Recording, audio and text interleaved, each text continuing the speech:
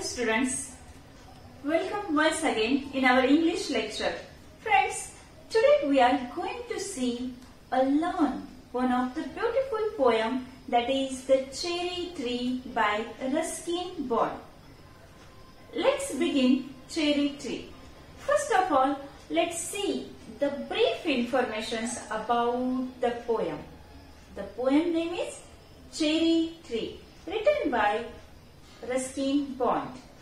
The poem Cherry Tree, about the poet expressing, means a great joy and a very interesting, joyful poem. Now, students, आज आपण ज्या cherry tree बद्दल बोलणार आहोत. भरपूर जणांना चेरी ट्री हे फ्रुट्स माहितीये, पण हे ट्रीज, या ट्रीज वर रस्किन बॉन्ड यांनी कशी पोएम लिहिलेली आहे? About the poet ecstasies means a great joy, happiness असं म्हणता येईल. Over a tree which he planted, which took 8 years to grow. means ही चेरी ट्रीचं हे जे झाड आहे किंवा हे जे प्लांट आहे हे आपल्या पोएटने काय केलेलं आहे, आपल्या कवीने त्या झाडाला बघितल्यावर झालेला त्याचा आनंद, अत्यानंद, ग्रेट जॉय असं म्हणलेलं आहे बघा. एक छोटस प्लांट की जे बीज रोवलेलं होतं, took 8 years to grow. जे ग्रू झालं, जे वाढलेलं आहे, ही इज एक्सप्रेस, त्यांनी या ठिकाणी एक्सप्रेस केलेलं आहे, व्यक्त केलेलं आहे इन हिज वॉन्डर. त्यांना झालेलं आश्चर्य किंवा जे वॉन्डर म्हणजे आश्चर्य असं म्हणता येईल, त्यांना झालेलं जे आश्चर्य आहे की कशाबद्दल आश्चर्य झालेलं आहे? At the ways of nature, how the cherry blossoms at the way of nature, की नेचरमध्ये म्हणजे निसर्गामध्ये किती वेगवेगळ्या पद्धती आहेत का त्या पद्धतीमुळे काय होऊ शकतं या ठिकाणी फ्रेजाईल अँड क्विकली, की कशा पद्धतीने चेरी ट्री हा ब्लॉसम झालेला आहे.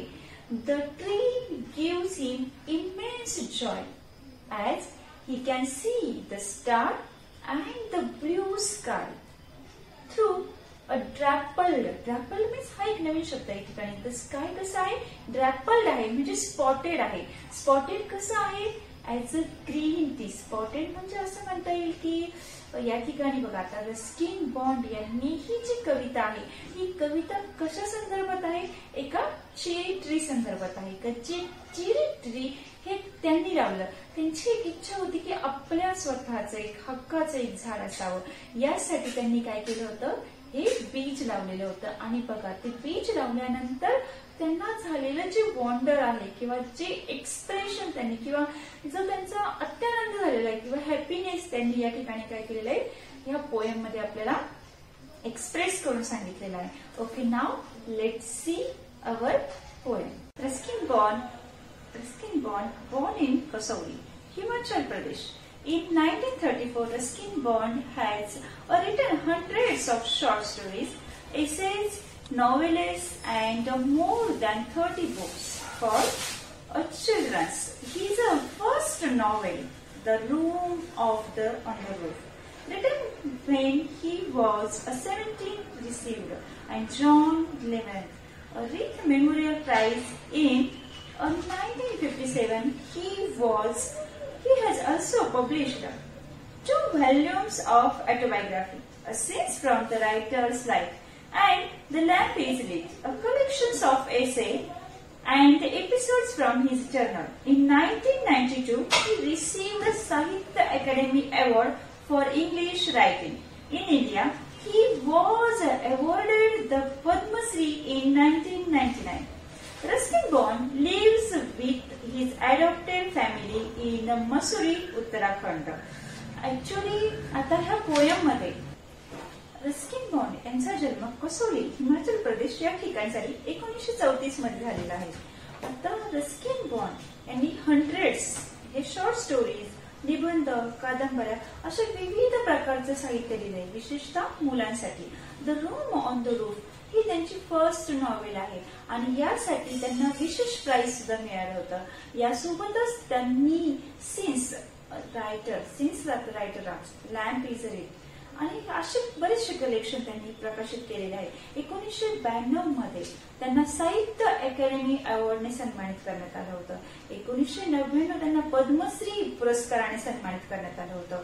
मसुरी उत्तराखंड या ठिकाणी त्यांनी बऱ्यापैकी आपलं आयुष्य घालवलं.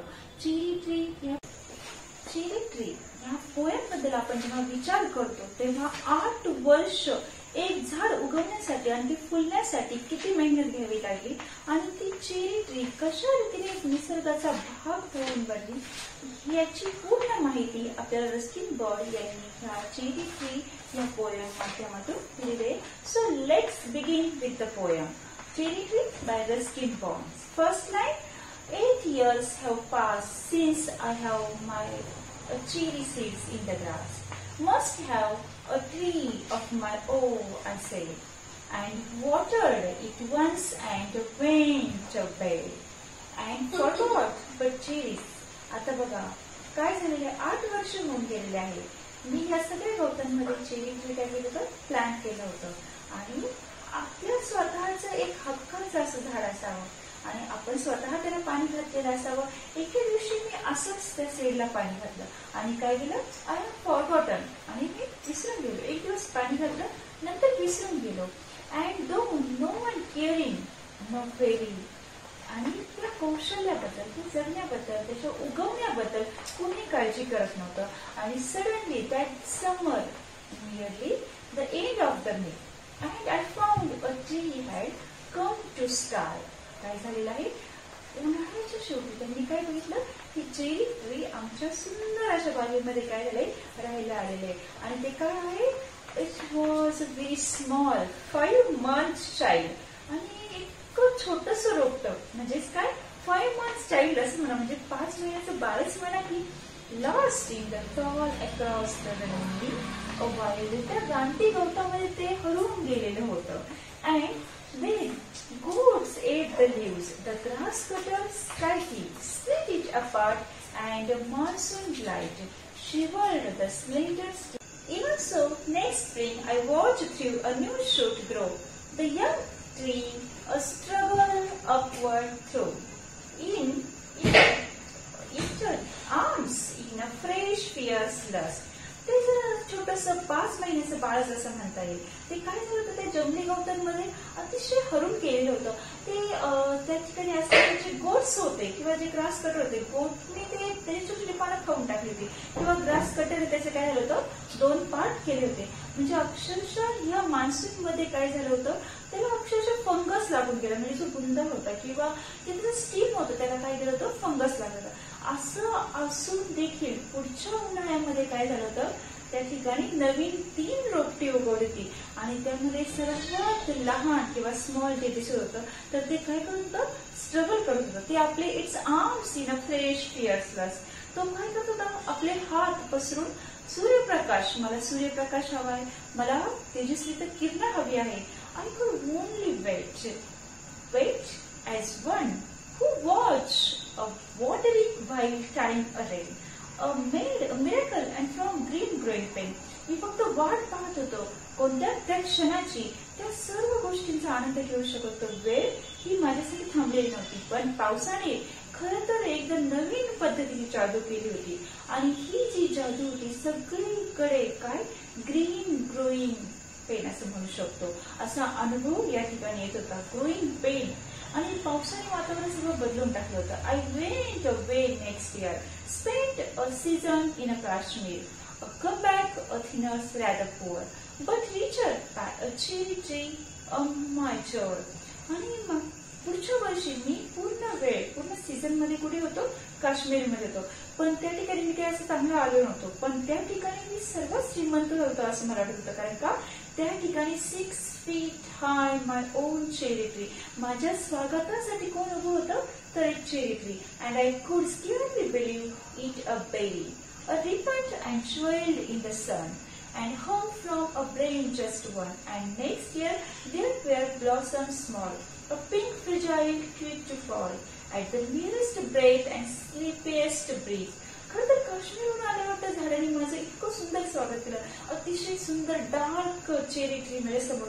माझा विश्वास ठेवणं शक्य होतं, कारण काश्मीरवरून आल्यावर ते अत्यंत सुंदर असं तयार झालेलं सुंदर रत्न असं लेखकाने म्हटलेलं आहे, पोएटने म्हटलेलं आहे. एक सुंदर हार आहे असं म्हणावं लागणार आहे. आणि सूर्याच्या तेजस्वी किरणामुळे तो अतिशय सुंदर चमकत होता. त्याची प्रत्येक गोष्ट, प्रत्येक फांदी हे काय होत होतं, त्याचे मिरॅकल माझ्यापर्यंत पोहोचत होतं. पुढच्या वर्षी काय होऊ शकतं, हे झाड अजून चांगल्या प्रकारे फुललेलं होतं. म्हणजे ते झाड इतकं गुलाबी झालेलं होतं, ती सगळी फुलं बाजूला दिसत होती. खरं तर दीर्घ श्वास घेतल्यावर तो सुगंध, तो अनुभव या ठिकाणी पोएट अनुभवू शकत होते. आणि तो जो आनंद होता तो तर खरं तर शब्दात देखील व्यक्त करता येत नाही असं पोएट म्हणतात. I lay the grass on the grass at ears looking up through, a leaf at the blue, a flying sky at the finches at the view, and the flitter through the dappled green. आणि मी स्वतःला गवतामध्ये झोपून दिलं, खूप शांत बसलेलो होतो आणि सतत चेरी ट्रीच्या पानांकडे बघत होतो. जे फ्ल्यू म्हणजे ते ब्लाइंड स्काय किंवा ते फिंचेस डोळ्यासमोरून जात नव्हतं, ते ड्रॅपल्ड ग्रीन असं म्हणता येईल. या पद्धतीने ते सर्व ग्रीनरी काय पोएटच्या समोर उभी राहत होती. While please in an escapistic rant of the nectar from each bloom, the sun sky swiftly, a star turned in the sky, and the moon moves and streaming crickets on by. So yes, I praise the night stars and trees. That's the small cherry tree grown by. तो निसर्ग, ते cherry tree, त्याचं वेगळं स्वभाव आहे, त्याचं वेगळं ते सौंदर्य आहे, ते शब्दात मांडणं अशक्य आहे. ज्या मधमाशा आहे त्या फुलांमधून काय करते, तो मध वेचत आहे. प्रत्येक सुंदर झाडावरती ते पक्षी काय करताय, फुलपाखरं फिरताय.